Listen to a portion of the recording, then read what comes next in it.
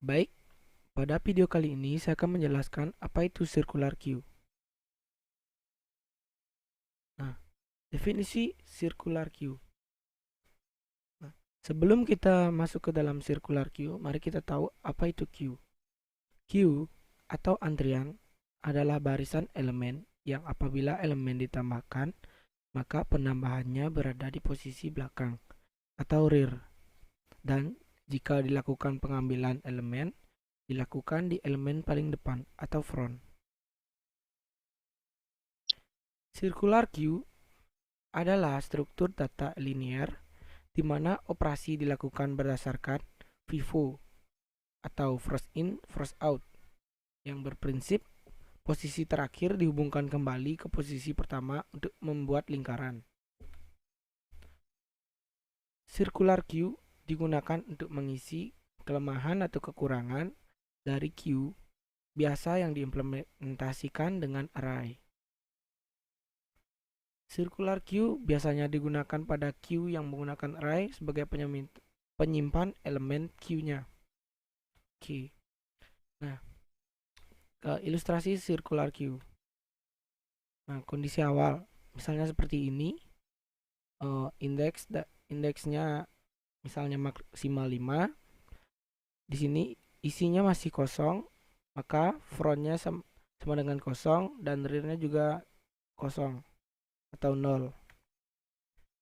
Nah, misalnya kita memasukkan NQ 6, maka frontnya akan bertambah 1 dan juga rearnya bertambah juga menjadi 1. Kita masukkan atau NQ misalnya 9, di posisi kedua ada nilai 9. Yang bertambah hanya rear saja, maka menjadi 2. Sedangkan front masih 1. NQ 15. Misalnya memasukkan nilai 15 lagi, yang bertambah hanya rear saja dan front tetap 1. Nah, DQ atau mengambil. Misalnya kita mengambil nilai 1, yang berubah frontnya menjadi 2 dan rear tetap menjadi 3. Seperti itu. NQ 4. Yang bertambah di sini hanya rear saja. Frontnya tetap di angka 2.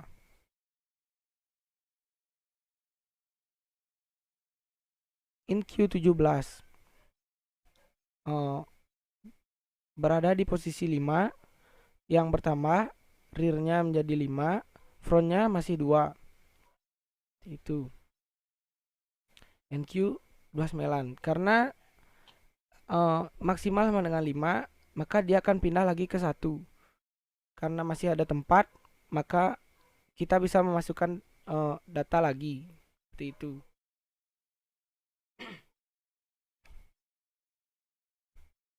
Maaf, yang di NQ 29 ini frontnya 2 dan rearnya pindah ke 1. Seperti itu. Tidak tetap di 5 lagi. Pindah dia ke 1.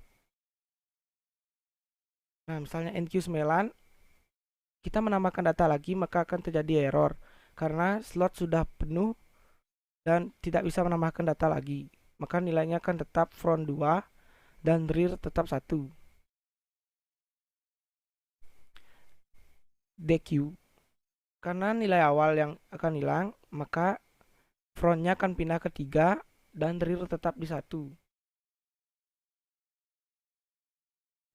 Kita DQ lagi, frontnya pindah ke 4 dan rear tetap di 1. Kita DQ lagi.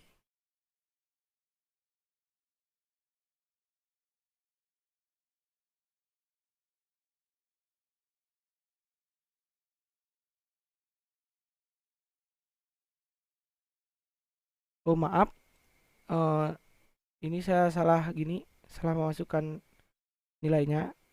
Ini maksudnya uh, NQ ya. Bukan yang ini.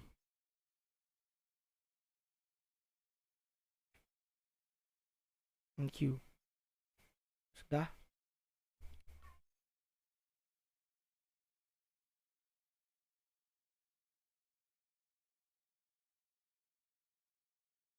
Oke, seperti ini. Dinamakan NQ, maka rear-nya akan bertambah menjadi 2, front-nya tetap di 4. Maaf tadi ya, ada kesalahan. Kita DQ lagi, maka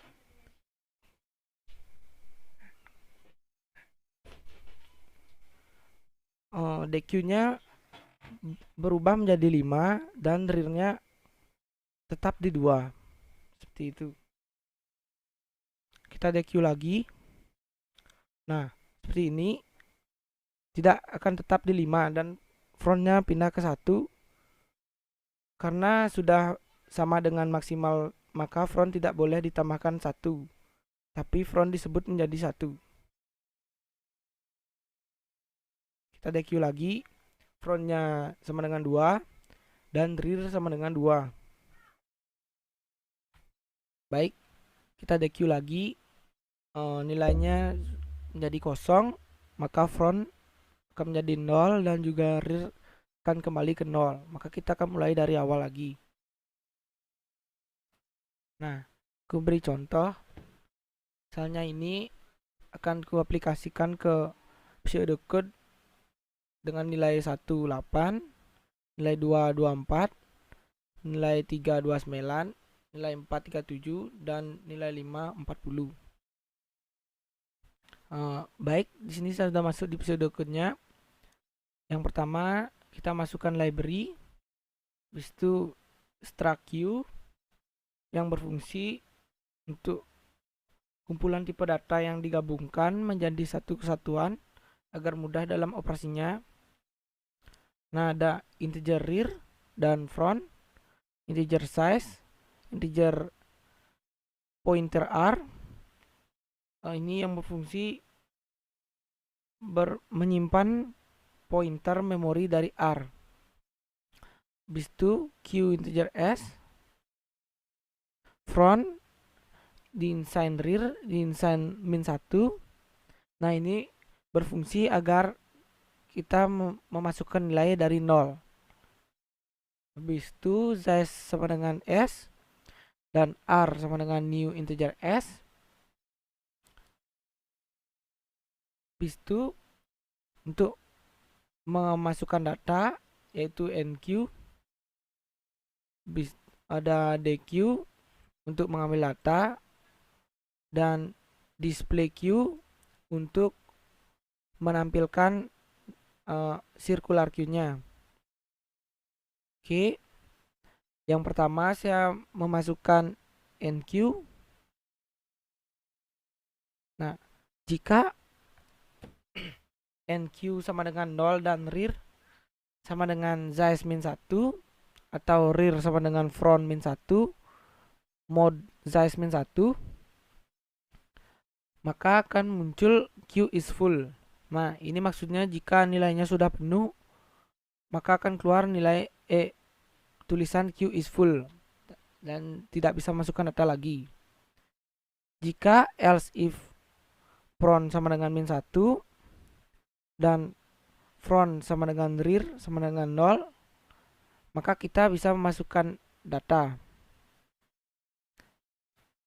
Jika rear sama dengan size min1 dan front tidak sama dengan 0, rear di insign 0, r dalam array rear sama dengan value.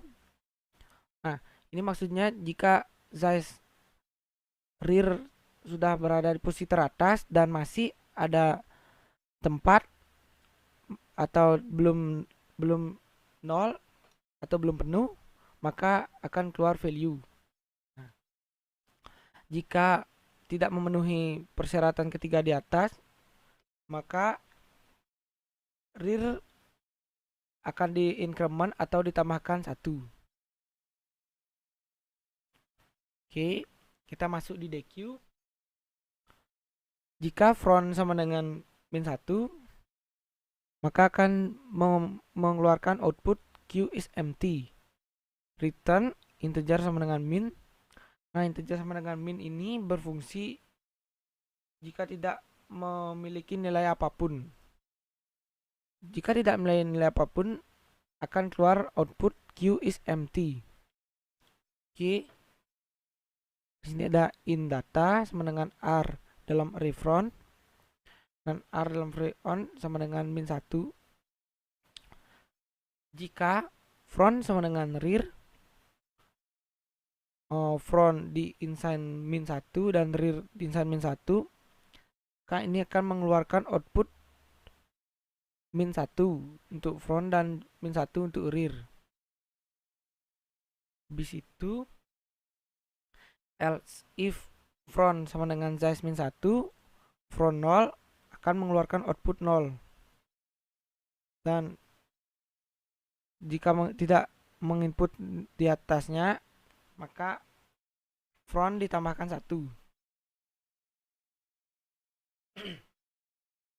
Oke, kita masuk di display. Jika front sama dengan min 1, maka akan muncul Q is empty atau tidak ada data.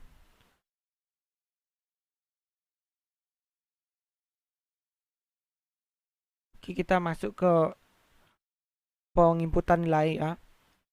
Q key 5 ini maksudnya kita bisa menginput hanya maksimal 5. Nah, ini nilai pertamanya aku masukin 8, nilai kedua 24, nilai ketiga 29, nilai keempat 37, nilai kelima 40. Habis itu di display Q gini. Bisa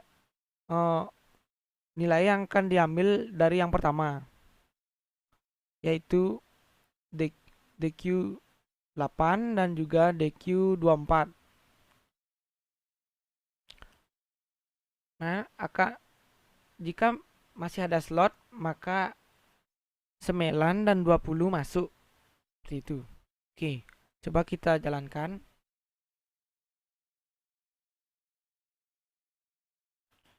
Nah, kita memasukkan nilai 8, 24, 29, 37, dan 40 di DQ value 8 dan di DQ nilai 24.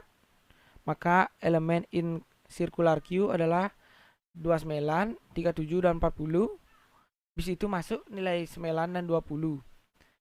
Dan tidak bisa masukkan data lagi, maka akan keluar tulisan queue is full. Nah, sekian video dari saya. Maaf jika ada kesalahan. Ya, tutup video kali ini. Terima kasih.